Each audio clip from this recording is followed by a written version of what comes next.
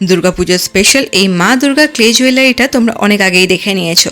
এই পুজোয় অক্সিডাইজের ইয়ারকাপসগুলো কিন্তু বেশ ট্রেন্ডে চলছে, তাই এই জুয়েলারিটার সেটটার সাথে যে ইয়াররিংসটা আমি বানিয়েছিলাম সেটা দিয়েই বানাবো এই ইয়ারকাপসটা। তাই যেমনটা তোমরা দেখলে, এর জন্য আমি নিয়ে নিয়েছিলাম তার, যেটাকে আমি মোটামুটি আমার কানের সাইজের থেকে একটু বড় সাইজ রেখে কেটে নিয়েছিলাম। আর এই তারের উপরের দিকটাকে কিন্তু একটু মুড়িয়ে হুকের মতো করে নিতে হবে। এরপর ইয়াররিংসটার ব্যাক সাইডের মিডল বরাবর তারটাকে আমরা বসিয়ে নেব, আর এই তারটার উপর দিয়ে কিন্তু ক্লেটাকে দিয়ে খুব ভালোভাবে কভার করে নেব।